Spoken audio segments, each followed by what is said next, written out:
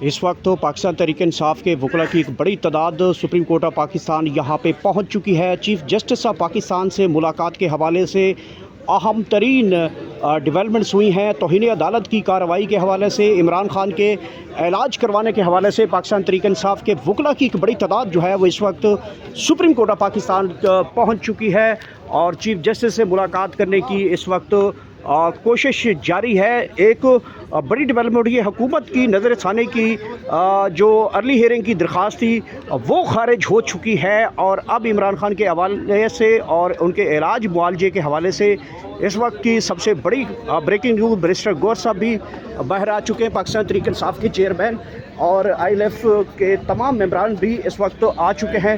Barrister Gauhar साहब इस वक्त बाहर आ रहे हैं। बैरिस्टर गौहर साहब, क्या डेवलपमेंट बात करता हूँ, उधर कैमरा नहीं है सर, बिल्कुल नहीं है, कैमरे नहीं है आज, तो है ना जी जी, कैमरा कोई नहीं है, कोई नहीं है सर।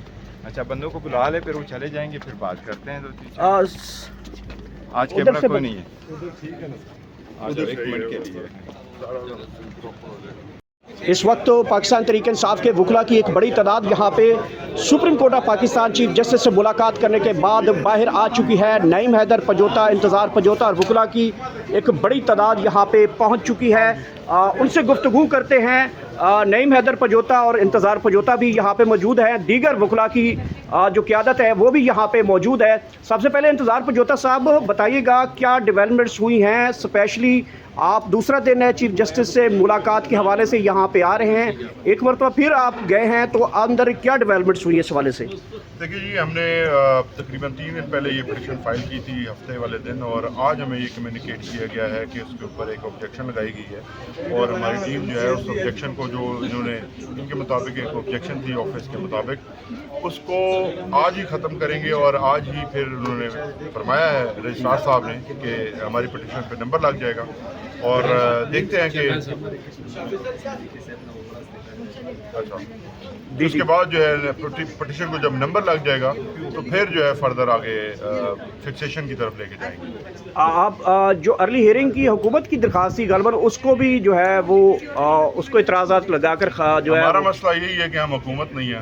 काश हम भी हुकूमत होते तो ये मसला नहीं ना देखने पड़ता है। हम अपोजिशन है तो अपोजिशन के काम इसी तरह से रिंग रिंग के होते हैं। तो अब क्या होगा, क्योंकि एक सेहत का मामला है, एक बुनियादी हकूक़ का मामला है और ज़ाहिरी बात है जब अदालत का दरवाज़ा बंद होता है तो वकला ने ही खोलना होता है। आके दरवाज़ा बार बार जो है वो आप आ भी रहे हैं लेकिन वो दरवाज़ा खुल नहीं रहा अभी तक।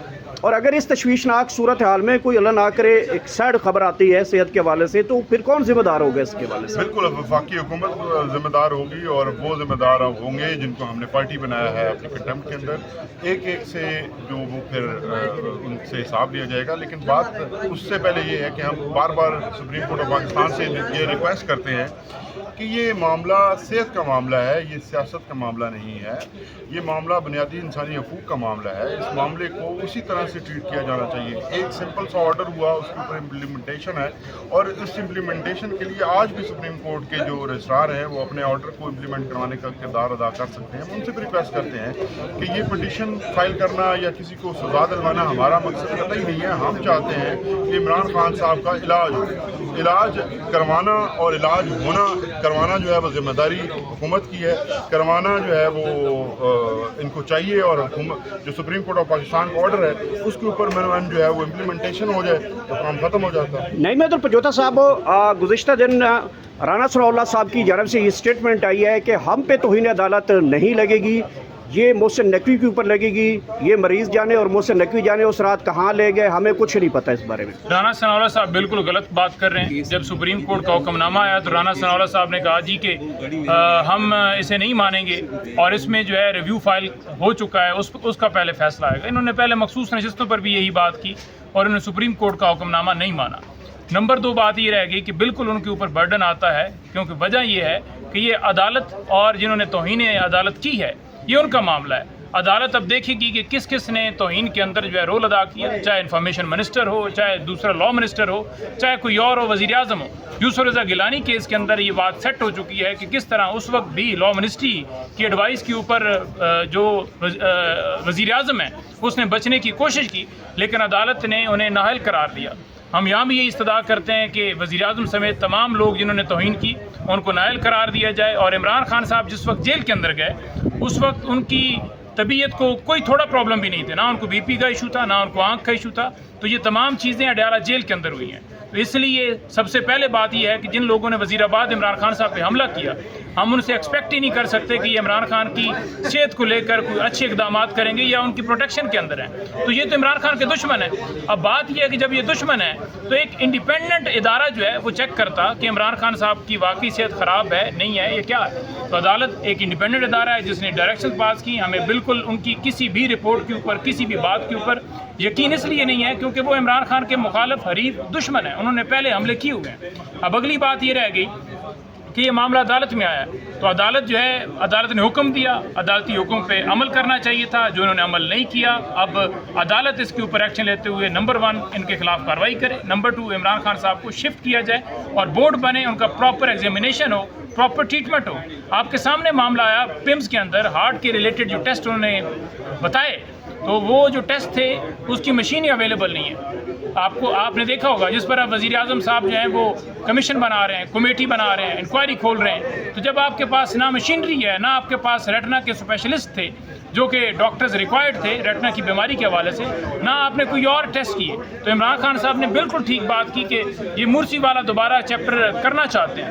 آئسولیشن کا مطلب یہی ہوتا ہے کہ آپ ایک شخص کے اوپر مینٹلی ٹارچر کرتے ہیں، اور مینٹلی ٹارچر جب ہوتا ہے تو انسان جو ہے وہ اس میں، اس کی تکلیفات میں، اس کی صحت کے اندر جو ہے وہ بری ہوتی ہے۔ تو اس لیے ہم یہ استدعا کرتے ہیں کہ سپریم کورٹ میں ہم آئے کھڑے ہیں، عمران خان صاحب کو انصاف فراہم کیے جائے، درخواست لگائی جائے۔